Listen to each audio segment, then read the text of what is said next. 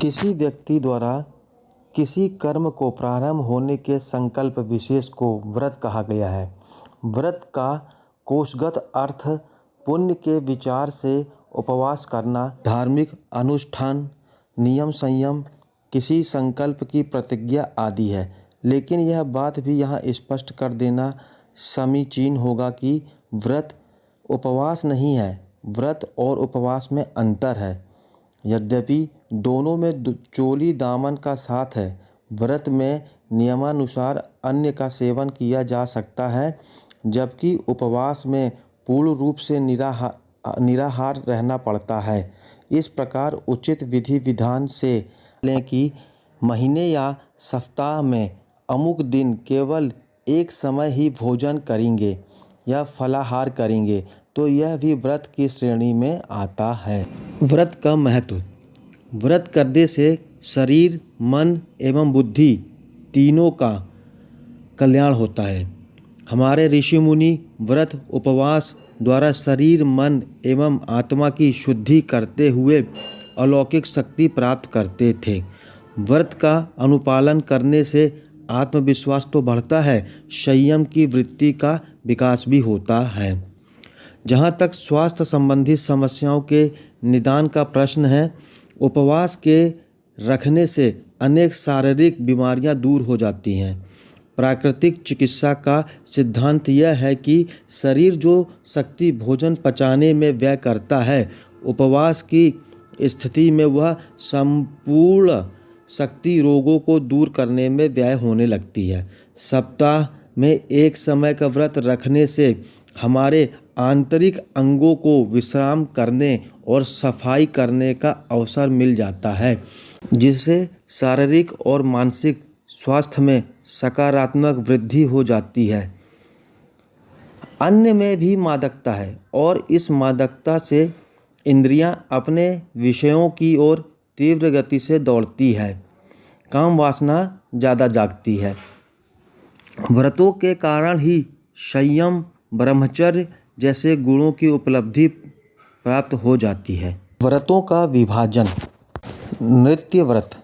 जब कोई व्यक्ति यह नियम बना लेता है कि महीने या सप्ताह में किसी विशेष दिन वह एक समय भोजन करेगा या फलाहार करेगा या निर्जल रहेगा, तो यह व्रत नित्य व्रत कहलाता है।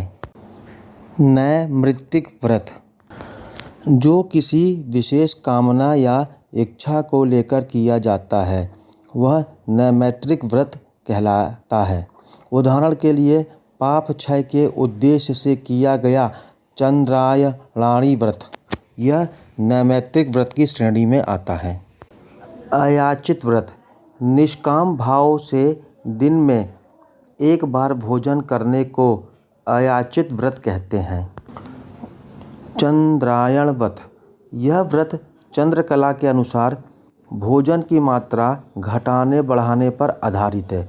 भोजन की मात्रा कृष्ण पक्ष में घटाना और शुक्ल पक्ष में बढ़ाना पड़ता है। अमावस्या को निराहार रहना पड़ता है। इस व्रत को किसी भी माह की शुक्ल प्रतिपदा से आरंभ किया जा सकता है। जैसा कि आपको पता है, 0 डिग्री पे सूर्य और चंद्रमा बिल्कुल नज़दीक रहते हैं, इसको कृष्ण पक्ष बोलते हैं। और जब चंद्रमा 180 डिग्री पर रहता है तो इसको शुक्ल पक्ष बोलते हैं। उस दिन चंद्रमा पूरा गोला दिखाई देता है। तिथि व्रत। एकादशी, अमावस्या, चतुर्थी, पूर्णिमा आदि के व्रतों को तिथि व्रत कहा जाता है। मास व्रत। कार्तिक, चैत्र आदि किसी विशेष मास के व्रत को मास व्रत कहा जाता है। पाक्षिक व्रत। शुक्ल पक्ष और कृष्ण पक्ष के व्रत पाक्षिक व्रत कहलाते हैं। नक्षत्र व्रत। रोहिणी, अनुराधा आदि किसी विशेष नक्षत्र के व्रत को नक्षत्र व्रत कहा जाता है। देव व्रत। किसी देवता के नाम पर रखे जाने वाले व्रत को देव व्रत कहा जाता है। वार व्रत सोमवार, मंगलवार आदि वारों के दिन रखे जाने वाले व्रत को वार व्रत कहते हैं। प्रदोष व्रत प्रत्येक मास की त्रयोदशी के दिन किए जाने वाले व्रत प्रदोष व्रत कहलाते हैं। व्रत कर्म व्रत एवं उपवास हिंदुओं की सांस्कृतिक धरोहर है।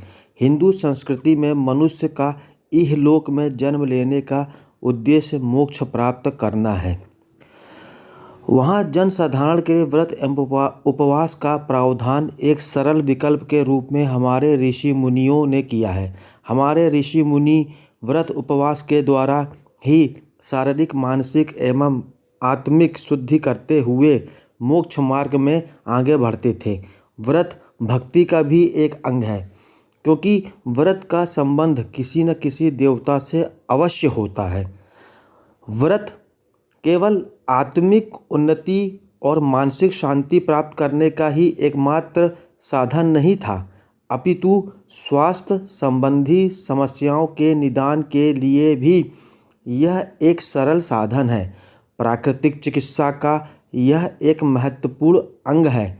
इन व्रतों का अनुपालन करने से व्यक्ति अपने असाध्य रोगों से मुक्ति प्राप्त कर लेता है।